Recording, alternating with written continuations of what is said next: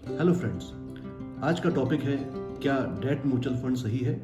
ये टॉपिक इसलिए चूज किया गया है क्योंकि पब्लिक में डेट म्यूचुअल फंड को लेकर काफ़ी डाउट्स हैं और काफ़ी भ्रांतियां हैं। उसके क्लैरिफिकेशन के लिए आज ये टॉपिक चूज किया गया है। तो सबसे पहले हम देखते हैं what is debt mutual fund. Debt mutual fund होते क्या है?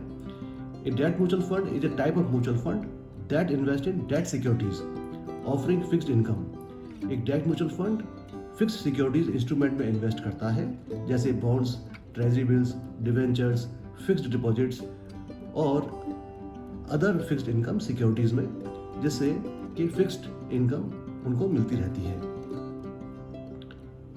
अब हम देखते हैं major types of debt mutual funds. Debt mutual funds में कई तरह के डेट म्यूचुअल फंड्स पब्लिक में आते हैं। जैसे नंबर 1 है liquid fund. Liquid fund liquid instrument में इन्वेस्ट करता है जिनकी मैच्योरिटी 91 डेज से अंदर की होती है। दूसरे टाइप ऑफ म्यूचुअल फंड है dynamic bond funds.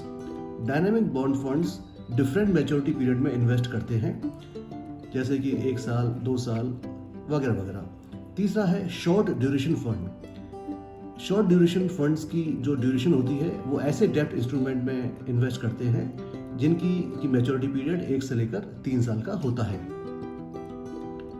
Fourth type of mutual fund है long duration fund. Long duration fund उन डेट सिक्योरिटीज में इन्वेस्ट करते हैं जिनकी 7 साल तक की ड्यूरेशन होती है।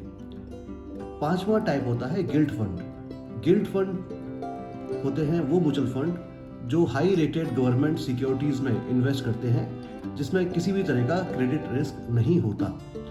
और छठे तरह का म्यूचुअल फंड है credit opportunities fund. Credit opportunities fund वाले म्यूचुअल फंड लो रेटेड सिक्योरिटीज में इन्वेस्ट करते हैं जहां की ज़्यादा रेट ऑफ इंटरेस्ट जनरेट करने का स्कोप होता है, लेकिन रिस्क भी ज़्यादा होता है। नाउ अब हम देखते हैं फीचर्स क्या होते हैं डेट म्यूचुअल फंड के। नंबर 1 है volatility. Date mutual funds invest करते हैं डेट सिक्योरिटीज में जो कि लेस वॉलेटाइल होते हैं as compared to equity and hybrid mutual funds. Second point है return. Debt mutual fund fixed income securities में इन्वेस्ट करते हैं और थोड़ा सा पार्ट उनका कैश और इक्विटी में भी होता है, देयरफॉर उनका रिटर्न वेरी करता है एक स्कीम से और दूसरी स्कीम में। तीसरा फीचर है risk involvement. Date mutual fund primarily credit risk होता है और इंटरेस्ट रेट रिस्क होता है। क्रेडिट रेट रिस्क का मतलब होता है non payment of the invested amount, either principal और इंटरेस्ट। जैसा कि आपने देखा होगा कि अगर किसी डेट म्यूचुअल फंड में डेट इंस्ट्रूमेंट में उनको पैसा नहीं मिल पाता तो प्रिंसिपल भी सिक्योर नहीं होता। इंटरेस्ट रेट रिस्क का मतलब होता है इंटरेस्ट रेट्स भी फ्लक्चुएट कर सकती हैं। चौथा है टैक्सेशन। डेट म्यूचुअल फंड का टैक्सेशन कैपिटल गेन टैक्स के अकॉर्डिंग होता है। जब भी आप म्यूचुअल फंड के यूनिट्स को रिडीम करते हैं तो either you will have short term capital gain और long term capital gain. Short term capital gain होगा अगर आप 3 साल के अंदर यूनिट्स को रिडीम कर लेते हैं, और लॉन्ग टर्म कैपिटल गेन होगा अगर आप 3 साल के बाद यूनिट्स को रिडीम करते हैं।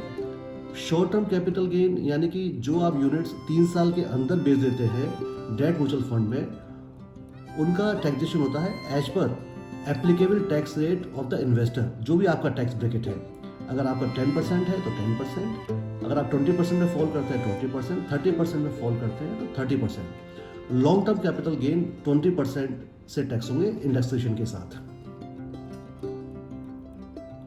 नाउ सबसे जरूरी बात है इंटरेस्ट रेट रिस्क को समझना।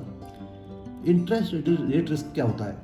एक जनरल कंसेप्शन है और मिसकंसेप्शन कह सकते हैं कि डेट म्यूचुअल फंड में एक पर्टिकुलर रेट ऑफ इंटरेस्ट मिलता रहता है और मार्केट से अच्छा मिलता है, जो कि गलत है। Rising interest rate directly affect bond. अगर मार्केट में रेट बढ़ रहे हैं तो उसका बॉन्ड्स पर इफेक्ट पड़ेगा, अगर रेट कम हो रहा है तो उसका भी इफेक्ट पड़ेगा। जब इंटरेस्ट बढ़ते हैं तो बॉन्ड यील्ड बढ़ती है, तो उससे क्या होता है कि बॉन्ड के प्राइस घटते हैं। क्यों?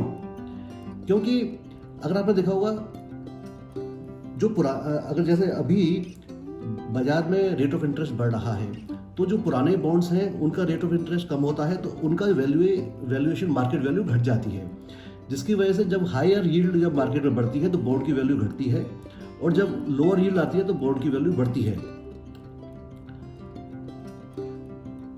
As investor seeks out bond that provides higher yield income, the demand for low yielding bond declines. Okay, तो लो yielding बॉन्ड की डिमांड डिक्लाइन होने की वजह से उसका रेट फॉल करता है। तो दोनों का इन्वर्स रिलेशन है, रेट ऑफ इंटरेस्ट इसलिए कभी फिक्स नहीं होता। अब इसका मैं प्रैक्टिकल एग्जांपल आपको देता हूं। अगर आप पिछले 3 साल का रिटर्न देखते हैं, डिफरेंट बॉन्ड्स में दिखा रहा हूं अभी, जैसे कि डायनामिक बॉन्ड फंड, अगर आप देखिए पिछले 1 साल में ऑन एन एवरेज 2% से लेकर 3% का आपको रिटर्न आया है, और पिछले 2 साल का देखेंगे तो 3 से 4%, जो कि मार्केट में प्रिवेलिंग रेट ऑफ इंटरेस्ट से बहुत कम है। और ये आई ओपनर है कि अगर आप डायरेक्टली अगर एफडी में भी लगाते हैं तो 5% या 5.5% मिलता, लेकिन यहाँ कितना मिल रहा है? 2-2.5%। अब दूसरे बॉन्ड पर आते हैं, short duration funds. Short duration funds में भी अगर आप देखेंगे तो 2 से 2.5% का पिछले 1 साल में रिटर्न मिला है, और पिछले 2 साल में ऑन एन एवरेज 4 से 5% का रिटर्न आ रहा है। और इससे बढ़िया अगर आप एफडी में 2 साल पहले लगाते हैं तो उस समय तो 6% का रिटर्न था, लेकिन बॉन्ड्स में कितना मिल रहा है आपको? सिर्फ 2 से 4% का रिटर्न। अब गिल्ड्स म्यूचुअल फंड को देखते हैं। गिल्ड म्यूचुअल फंड में और भी ज़्यादा रेट ऑफ रिटर्न कम है।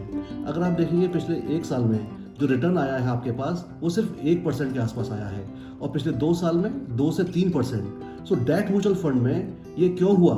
क्योंकि रेट ऑफ इंटरेस्ट इस पर डिपेंड करता है बॉन्ड के प्राइजेस के ऊपर। फॉर एग्जाम्पल, अभी जो प्राइजेस हैं, रेट ऑफ इंटरेस्ट अब गवर्नमेंट धीरे धीरे बढ़ा रही है, तो और भी रिटर्न कम होगा बॉन्ड्स में। इसलिए बॉन्ड्स में इन्वेस्ट करना है तो बहुत सोच समझ के करिए, ये समझ के नहीं करिए कि बॉन्ड में मुझे एक पर्टिकुलर रेट ऑफ इंटरेस्ट मिलता रहेगा। इससे बेटर है कि आप और भी फिक्स्ड इनकम सिक्योरिटीज मार्केट में देख सकते हैं अपने इन्वेस्टमेंट सलाहकार से सलाह करके। Happy investing.